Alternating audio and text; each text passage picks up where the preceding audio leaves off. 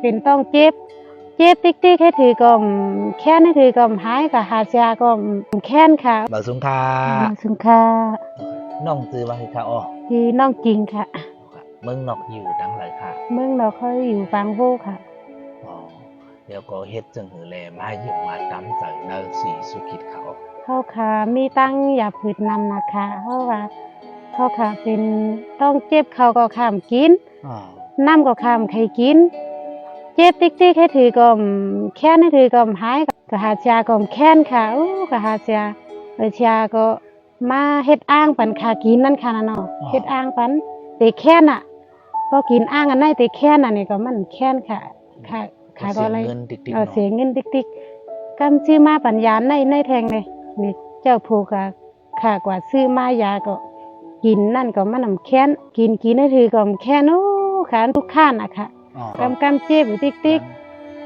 เป็นมาแทง1 ปีก็ขึ้นในแทงต้องเจ็บถึงมา1 ปีก็ขึ้นเป็นต้องเจ็บมาเป็นหลายก้าวคำมาค่ะไปมาฮู้จักยาเป็นเจ้านะมันได้เปลี่ยนหายติ๊กหันเพราะเขากินส้มก็ไหลกินมักพริกก็ไหลกินหางก็ไหลค่ะพอกินมักพริกอิดกินส้มที่ไหนก็ต้องเจ็บขึ้นเฮ็ดหน้าติ๊กต้องขึ้นเจ็บเฮก็เฮาขึ้นกว่ามอยยาตั้งคุณโยมแทงกว่าหา2 กัมกว่าหากัมที่1ก็มันหายค่ะขึ้นกว่าแทงกัมที่2เสียง5,000ก็เฮาก็5 วันก็เสียง5,000ค่ะกวยกรรมหายค่ะเมื่อไว้นั่นน้องน้อยเขาสู่เป็นต้องเจ็บน้องจริงสู่เป็นต้องเจ็บมายุ่มมัดพระเป็นเจ้าอิสุคริสต์อันเฮายุ่มได้มันหาขายเต้ค่ะมันแค้นเต้มายุ่มแลนี่ว่าจงเจอเต้ค่ะก็ว่าไหนค่ะลุงของเขาปันเฮาลิกอันเสียเขาปันมาก็มีลิกพระเป็นเจ้าอันสมัครย่ำลิกนั่นค่ะนะเนาะผู้ค่ะเอาไว้ก็อย่าเอามาแล้วในกูปืนว่าเขาอย่าสู้เฮากูนะเฮาค่ะว่าไหนอย่าวันนั้นไว้เฮ็ดนั้นก็เลยผู้ค่ะก็ว่านั้นคือถึงนั้นมากก็เขาก็มาอยู่มัดพี่มเจ้าได้ค่ะผู้ค่ะก็อ่านสมัครย่ำลิงนั่นค่ะก็มันก็ยุ่มมาให้ก็อ่านในก็มันก็ฮู้มาขนาดเนาะมันนั่นค่ะโมลีก็ค่ะโมยอิดเมื่อเร็วค่ะก็โมไม้อิดแล้วค่ะก็ต้องหาพี่เป็นเจ้าพี่มเจ้าเฮ็ดคือค่ะใครฮู้สมัครย่ำลิงพี่เป็นเจ้าค่ะเขาว่าไหนค่ะค่ะก็ใครฮู้ใครยองย่อพี่เป็นเจ้าค่ะเมื่อเร็วก็ค่ะก็โมไม้อิดแล้วค่ะ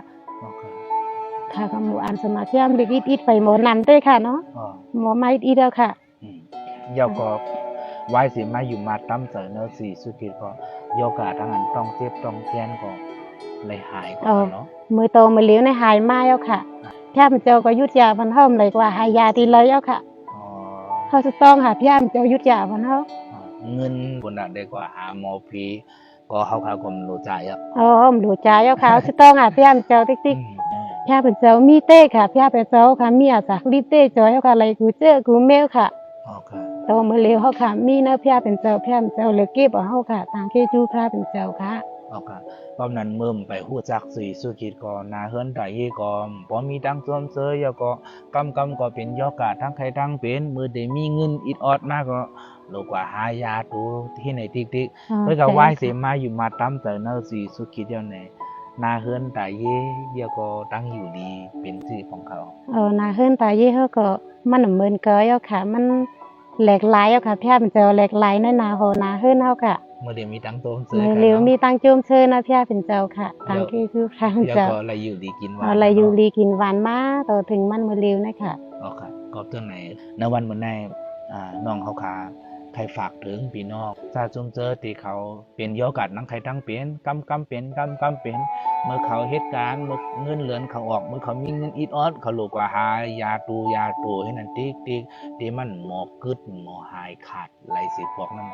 ที่เขามีตีอิงพึงอากูที่เขาเฮือย่าเฮือแทงอยู่ติ๊กนั่นต้องใครฝากถึงพี่น้องเขาขาเจอนั่นจื้อเขาใครฝากถึงพี่น้องเขากูก็เขา